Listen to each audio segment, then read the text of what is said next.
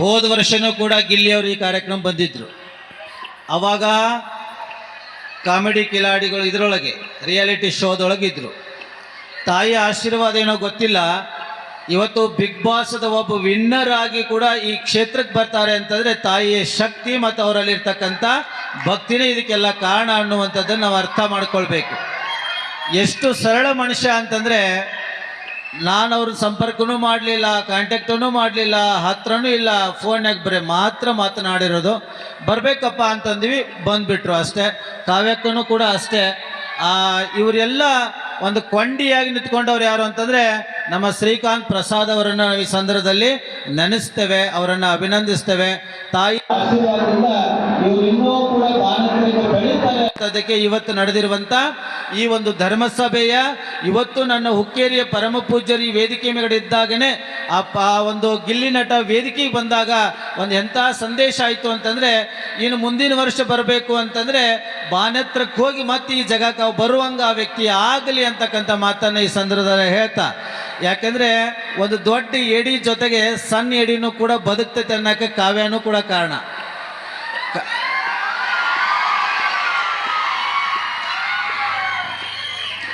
ಈಗ ದೊಡ್ಡವ್ರ ಜೊತೆಗೆ ಇವರಿಬ್ಬರನ್ನು ಕೂಡ ನೀವೆಲ್ಲ ಬಿಗ್ ಬಾಸ್ದಾಗ ನೋಡಿದಿರ್ತಾನೆ.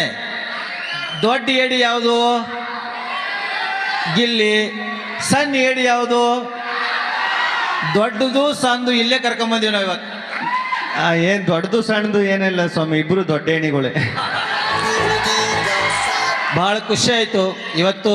ತಾಯಿಯ ಆಶೀರ್ವಾದ ಅವರ ಮನೆತನಕ್ಕೆ ಆ ತಾಯಿ ಶ್ರೀರಕ್ಷೆ ಸದಾಕಾಲ ಇರಲಿ ಅಂತಕ್ಕಂಥ ಮಾತನ್ನು ಈ ಸಂದರ್ಭದಲ್ಲಿ ಹೇಳ್ತಾ, ನಮಗೆ ನಮ್ಮ ರಾಹುಲ್ ಸಾಕೋರು ಮತ್ತು ನಮ್ಮ ಸರ್ವೋತ್ತಮ್ ಸಾಕೋರು, ವಿಶೇಷವಾಗಿ ಸಾವುಕಾರ ಎದ್ದು ಹೊಂಟಿದ್ರು.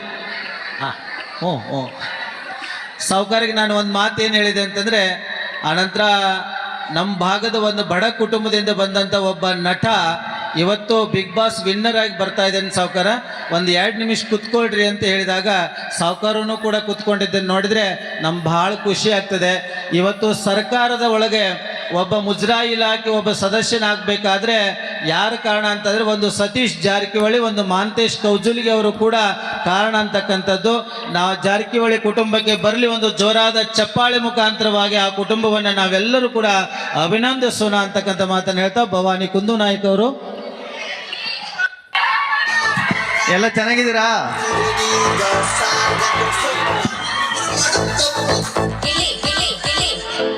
ಅದೇ ಫಸ್ಟು ಸಿಂಪಲ್ ಆಗಿ ಮಾತಾಡ್ಬಿಡ್ತೀನಿ, ಆಮೇಲೆ ತುಂಬ ಮಾತಾಡೋದೈತೆ. ಸ್ವಾಮಿಗಳು ಹೇಳಿದ್ರು ದುರ್ಗಾ ಪರಮೇಶ್ವರಿ ಆಶೀರ್ವಾದ ಇತ್ತು ಅದಕ್ಕೆ ಬಿಗ್ ಬಾಸ್ ಅಂತ. ಇಲ್ಲ, ಸ್ವಾಮಿಗಳ ಆಶೀರ್ವಾದನೂ ತುಂಬ ಇತ್ತು. ಅವರ ಆಶೀರ್ವಾದ, ದೇವರ ಆಶೀರ್ವಾದ ಜೊತೆಗೆ ಇವರು ಒಂದು ನಡೆದಾಡೋ ದೇವರಾಗಿದ್ದರಿಂದ ಇವ್ರ ಆಶೀರ್ವಾದದಿಂದನೂ ನಾನು ಬಿಗ್ ಬಾಸಲ್ಲಿ ಗೆದ್ದಿದ್ದೀನಿ ಅಂತ ನನಗೆ ಅನಿಸ್ತದೆ. ಹೋದ ವರ್ಷ ಇಲ್ಲಿಗೆ ಬಂದಾಗ ಸ್ವಾಮಿಗಳು ಆಶೀರ್ವಾದ ಮಾಡಿದರು, ನೆಕ್ಸ್ಟ್ ವರ್ಷ ಬರೋಷ್ಟೊತ್ತಿಗೆ ಇನ್ನೂ ದೊಡ್ಡ ಸ್ಥಾನದಲ್ಲಿ ಇರ್ತೇನೆ ನೀನು ಅಂತ ಇವ್ರ ಬಾಯಲ್ಲಿ ಅಂದಂಗೆ ಆಯಿತು. ಅದಕ್ಕೆ ಸ್ವಾಮಿಗಳಿಗೆ ಯಾವಾಗಲೂ ಚಿರಋಣಿಯಾಗಿರ್ತೀನಿ. ಇನ್ನೂ ಮಾತಾಡುವ ತುಂಬ ಐತ ಮಾತಾಡೋ ಹೋಗಲಿದ್ದರು ಈ ಅಂದ ಬೇರೆ. ಇಷ್ಟು ದಿವಸ ಎಲ್ಲಿ ಇದ್ದೆ, ಎಲ್ಲಿಂದ ಬಂದೆ, ಕೇಳ್ಬೋದಾ ಕೇಳ್ಬಾರ್ದಾ? ಕೂತ್ಕೊಳ್ಳಿ madam. The grand welcome in Bailongal city. ಜೋರಾದ ಚಪ್ಪಾಳೊಂದಿಗೆ ಕಾವ್ಯನ ಸ್ವಾಗತ ಮಾಡ್ಕೊಂತ ಕೇಳ್ಕೊತಾ ಒಂದ್ ಮಾತು ಕೇಳಿ ಮುಂದೆ ಹೋಗ್ಬಿಡ್ತೇನೆ. ಕಾವ್ಯ ಮೇಡಮ್, ಗಿಲ್ಲಿಂದ ನಿಮ್ಮಿಂದ ಗಿಲ್ಲಿನ?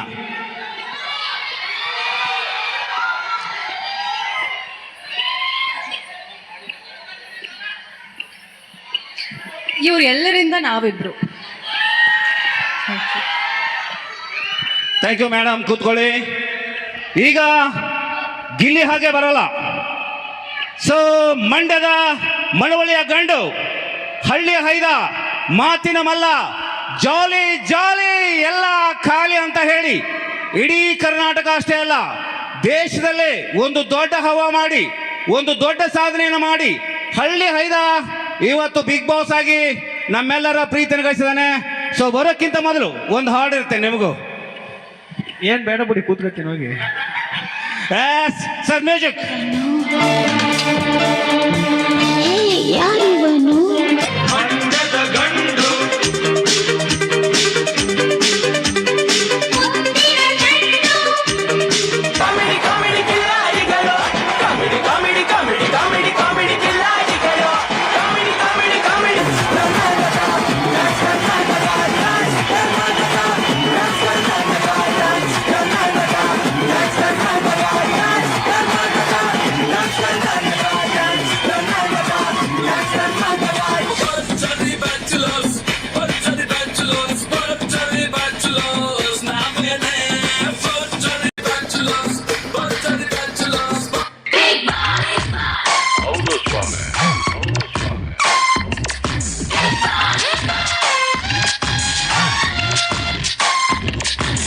ಇಡೀ ರಿಯಾಲಿಟಿ ಶೋದ ಇತಿಹಾಸದಲ್ಲೇ ಅದ್ಭುತ ಸಾಧನೆ.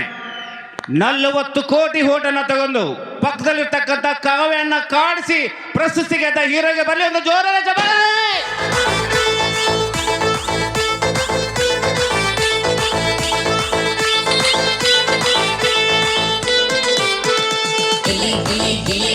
ಅಂತರ್ನಿಗೆ ಸಿಲಿ ಇದ್ದಂಗೆ ಹೇಳಿ ನೀನೆ ನಮ್ಗೆ ಹುಲಿ ನಿನ್ನ ಒಂದೊಂದು